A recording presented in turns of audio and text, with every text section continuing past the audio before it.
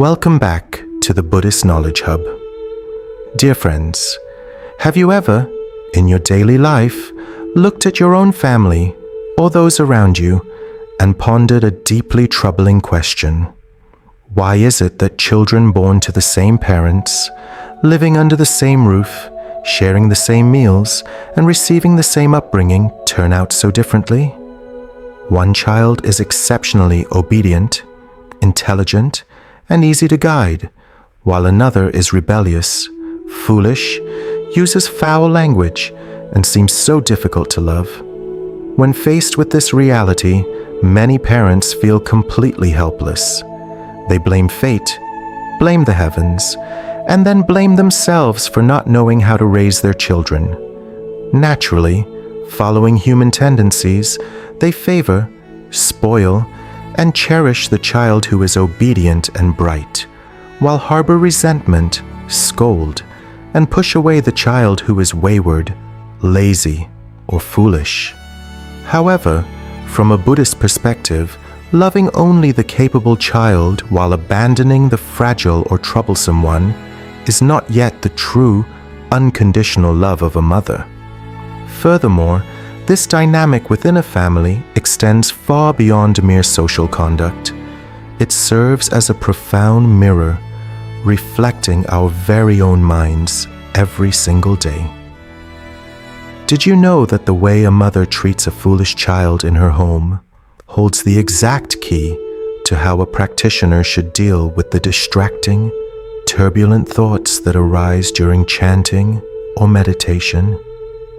If you are currently struggling with raising your children or wrestling with chaotic thoughts within your own mind, this sharing is specially crafted for you.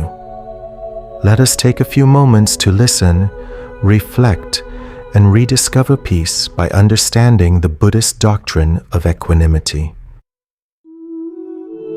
Part 1. The Secret of Karmic Connections. Why are children so different? Dear friends, in society, we often have the habit of judging a person by their physical appearance and age. When we see someone aged 15, 16, or in their 20s, we refer to them as adults. When we see a child of 3 or 4, we label them as kids.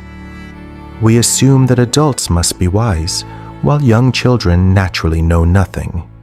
Yet, the Buddha, through his fully enlightened wisdom, revealed that this physical body is merely a temporary garment. The age of the physical vessel does not equate to the maturity of the mind stream or the soul within.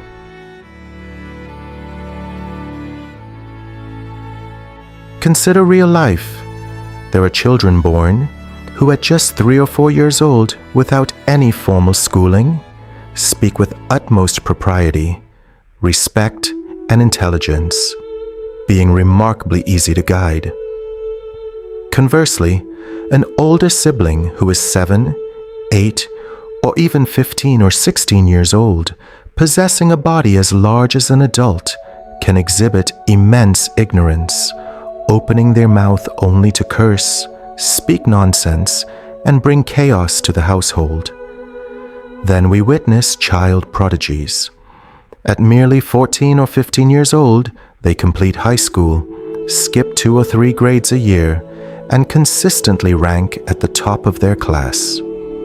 Meanwhile, an older child continually ranks at the very bottom, unable to advance a single grade even after 2 or 3 years. At that point, people often wonder, why is this so? Who taught the 3-year-old to speak so wisely? And who incited the 15-year-old to become so foolish and reckless? The Buddhist answer is crystal clear. It is due to karma and karmic potential accumulated over countless past lives.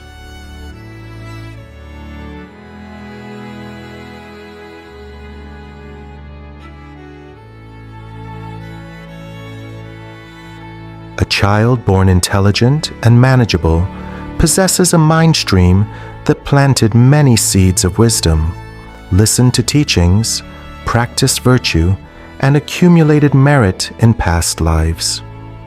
Upon taking rebirth in this life, even within the body of a 3-year-old, that merit and clarity continue to blossom. On the contrary, a child who is difficult, foolish, and vulgar carries a soul that was deeply clouded in previous lives, creating unwholesome karma without accumulating sufficient wholesome conditions. Though bearing the title of a 15 or 16-year-old sibling, their spiritual understanding remains extremely fragile and dark. Once we comprehend the root causes of karma and dependent origination, our perspective as parents transforms completely. We will no longer succumb to anger, nor will we scold or disparage our foolish child. Why? Because the child themselves never wish to be ignorant or rebellious.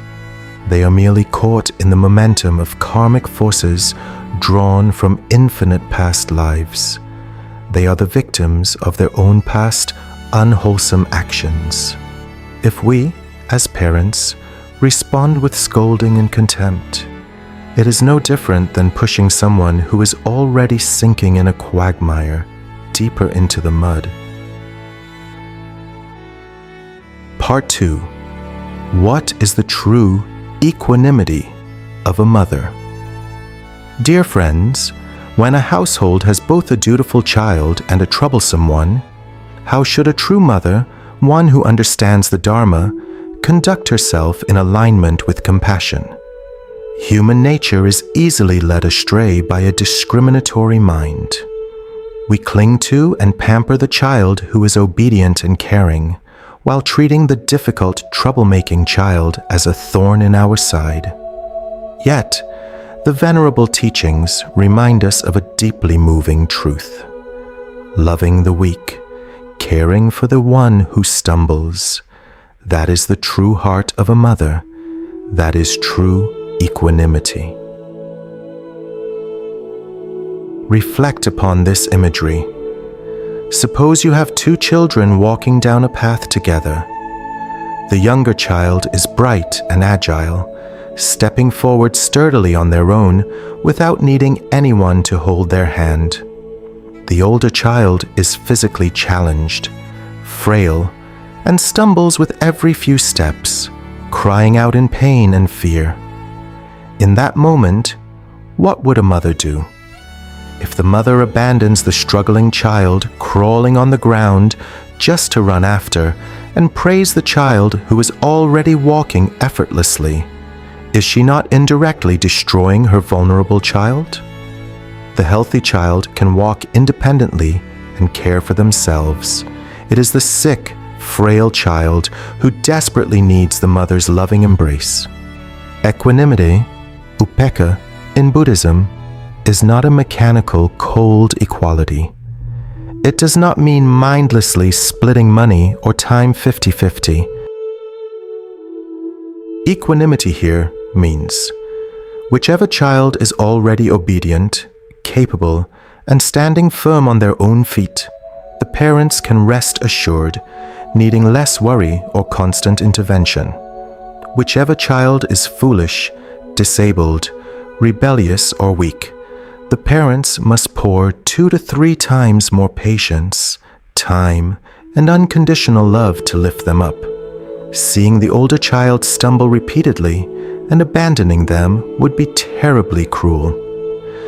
Finding ways to lift the weak child so they can walk alongside the strong one, that is the genuine aspiration of a parent. Therefore, from now on, whether in your family or out in society, whenever you encounter those who are foolish or unrefined, remind yourself, we must love them even more, for they are suffering under the weight of negative karma and lack merit. As for those who are already wise and clear-minded, we rejoice for them without needing to over-intervene. Helping those who truly need help, that is the expansive, equanimous heart of the Buddha's teachings. Part 3. From the foolish child to reciting the Buddha's name. Transforming distracting thoughts. Dear Buddhist practitioners, from the story of the obedient and foolish children in a family, let us now turn inward and reflect upon ourselves. These teachings bridge everyday life with spiritual practice. How we handle distracting thoughts during Buddha recitation, Nyanfo. Is it not true that every time you sit down, hold your mala beads and begin chanting Namo Amitabha Buddha, only the first few recitations are serene, after which your mind drifts off to a million things. While chanting, you suddenly think of your child living far away. While chanting, you start thinking about money, debts, or tomorrow's work. While chanting, you recall yesterday's argument with a fellow practitioner or neighbor. Look closely. Those wandering thoughts, those distracting thoughts, are no different from the foolish, difficult child living right inside your mind. When distracting thoughts surge like waves, what is the practitioner's usual reaction? We get angry. We become frustrated with ourselves. A hostile thought arises in our mind. I am chanting the Buddha's name peacefully, and you keep rambling. I must crush you. I must eliminate you. You are stopping me from attaining rebirth in the Pure Land. I will destroy you. Dear friends, using an aggressive, angry, and violent mind to suppress distracting thoughts, how can that align with the Buddha's path? How can you find peace? Using anger to destroy wandering thoughts is like a mother using a club to mercilessly beat her disabled, foolish child simply because they cannot walk steadily. The more you suppress, the more chaotic the mind becomes. The more you resist, the more fiercely the distractions rage. How then should a wise practitioner handle distracting thoughts? Use the very same equanimity and compassion that a mother extends to her troublesome child. Recognize without aversion. When a distracting thought arises, thinking about money or resentment, simply acknowledge it. Do not hate it, for it is merely an unrefined part of your own consciousness carried over from many lives. Cradle and embrace it. Instead of trying to crush and kill it, gently embrace it with tolerance. Say to yourself, this wandering thought has surfaced again. I care for it, I soothe it, and I gently bring it back to the Buddha's name. Treat the mind with equanimity. When the mind is calm and unified, the obedient child. Acknowledge it with gratitude, but do not grow arrogant. When the mind is chaotic with distractions, the foolish child, pay even closer attention to it, nurturing and soothing it with greater patience. When you treat your own wandering thoughts with love and patience, those distractions will gradually settle down, like a crying child gently cradled in its mother's arms. That is the correct, gentle path of practice.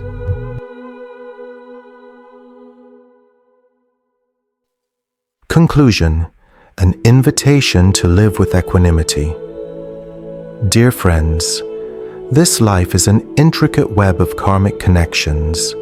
The children who enter our lives, whether obedient or troublesome, are deep karmic bonds forged over many lifetimes, and the thoughts that arise in our minds each day, whether serene focus or chaotic distractions, are simply the products of karmic habits we have unintentionally sown.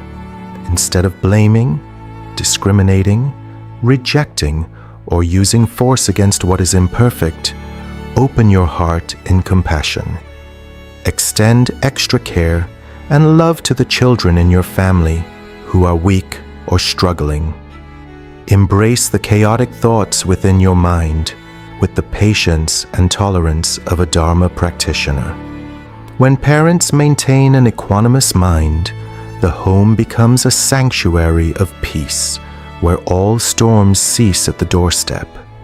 When a practitioner maintains an equanimous mind, all distracting thoughts will ultimately transform into pure energy, guiding us steadfastly along the path to liberation.